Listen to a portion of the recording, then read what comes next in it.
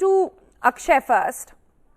Akshay, you've been talking to lots of students, trying to understand which way they are thinking and why. Apart from the reasons that I mentioned, what do you think is the major driving force of students wanting to go abroad? Sure. I think, thank you so much for having us here tonight, Sonal. I think beyond everything that you said, the reason is also more comprehensive, and I call this the post-Three Idiots phenomenon that has been playing out in India for the longest time, right? Where people are now choosing to do what they're really good at versus just following the herd. And even when you essentially just went by the entire data and you spoke about what courses are popular, right? We are getting into a place where people are saying, if I'm doing something that I'm really good at, I want to be in a country which is the right country for the economic opportunities that come with the profession as well. So for example, if I'm saying I want to be a great professional in automotive, I need to be in Germany. If I want to be great in, say, fashion, I need to be in Paris, in the capital of fashion across the entire world. If I want to be great at sports management, I need to be in UK or Australia, where I'll get guaranteed internship sort of programs in Chelsea Football Club, ESPN, and the likes of that. So I think that's one larger phenomenon, just focusing on the study part of things. If you move into migration, I think you largely covered all of these things already as well. We are seeing a phase globally right now where countries across the entire world, and US wasn't a part of this list, and US is moving very fast again with Joe Biden coming in and making a change of slew of policies over the last couple of months. We're getting to a place where these countries realize that they need a lot more young people to come in and make big impact in their countries and pay taxes and really kind of kickstart the economy for the respective UK, US, Canada, Australia, all of those as well. And I think that is a larger macro trend which is going to play out for the next 8, 10, 12 years as well. Now, did you know that Indians have become one of the largest group of immigrants, leaving their home country and increasing at an increasingly high rate? More than 18 million Indian people were living outside the country in 2020, and that number now growing at a much higher rate post the pandemic. So much so that the Reserve Bank of India has said that Indian students studying abroad are more than ever before. More than 750,000 Indian students who were reported to be studying in foreign schools in 2018, according to the government data, which means that India now has the second highest number of students learning abroad. We are only behind China. So on FII today, we try and decode why is that happening? Is this brain drain? Is this disappointment with India's COVID management, or is this something else? Now, we've broken this series into two parts. Today, in part one of the program, we look at the spike of immigration through the lens of students. And tomorrow, in part two, we will look at families looking for citizenship abroad and many NRIs actually wanting to bring their parents abroad permanently as well. That's going to be tomorrow, but on today's program, on why students seem to be wanting to study abroad more and more, and on that, let's get started.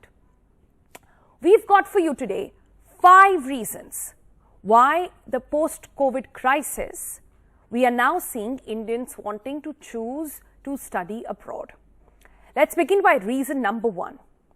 Most commonly talked about these days is better living and healthcare infrastructure. That is emerging as a key reason.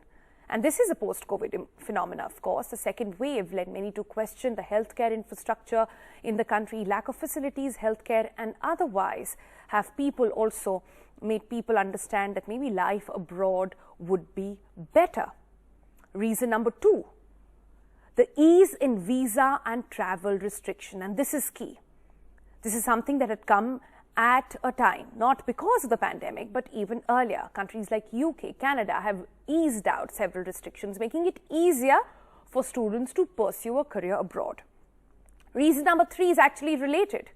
And this is not just ease in getting visa, but looking at policies which are more student-friendly now. Reason number 4, and this is a number since is actually 2021. The numbers that we are seeing of students traveling abroad is cumulative because in 2020, remember, many students decided not to apply abroad and pay for an expensive education, which they were forced to do online and being in India anyways. So those pent-up students who perhaps took a gap year or were doing something else in that 1 year, they have also applied this year. And then there is reason number 5, which is simply the demographics. Experts now believe that upper middle class professionals, these are people who migrated to the metros in about the last decade or so and have made major corporate growth. Their kids are now college ready and they want the best for their child and are pushing for education abroad. Alright, so those are the 5 reasons that are broadly being talked about. Having understood that, let's look at some post-pandemic trends that are emerging. And this is a survey that was done by Leverage Edu. They believe in their survey, then they spoke with students, that about 94% more Indian students are keen to study abroad in 2021 compared to 2020. 75% students chose UK as their preferred study destination. 28% students changed their destination choice to UK. So earlier they wanted to go somewhere else, but now shifting focus to United Kingdom. Canada saw 13% takers and US 9%. Now this is a major shift, remember, because in 2018 we looked at data from that as well, and what we figured there was that earlier about 1 in 3 students traveling abroad would go to the United States, and that trend is now shifting towards countries like Australia, like Canada, and mostly UK. But now that we've understood destinations, let's look at courses, which are the top choices over there.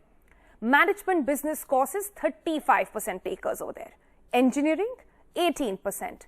Data science and analytics, that has seen an uptick at 9%, one of the top 3 why people are going abroad and the careers that they want to pursue in those fields. Let's look at now next some country-specific data, and we'll start with the United States. Now in June 2021, nearly 1.6 lakh Indian students were studying in the United States. And of these, nearly 70% preferred to pursue a master's level degree in United States.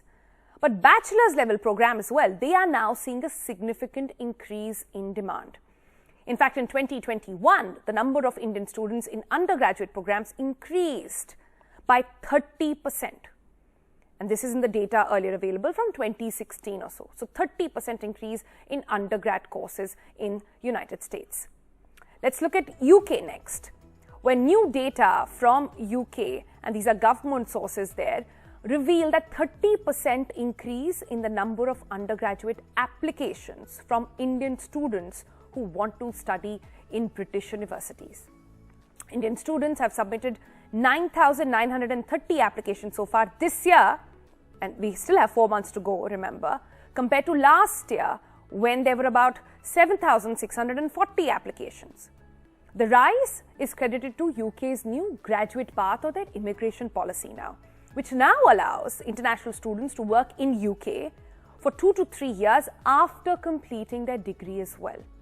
Of course, it depends on the nature of program they pick up. This is enough time to make future plans, get a job maybe. In fact, UK and India have come together to sign a migration and mobility partnership, which makes UK far more welcoming to Indian students. The other spike this year has been seen in students wanting to go to Canada. The spike has been seen in their applications as well. And according to official figures shared by the Canadian High Commission in Delhi, they said that Canada saw for the first 4 months of 2021 nearly 1 lakh student permits being issued to students in India. This is up from about 66,000 in the first 4 months of 2020 and 6,000 in the first month of 2019. Now that should give you a good sense of where students want to go, what is the demand looking like, and some courses they're looking like at as well.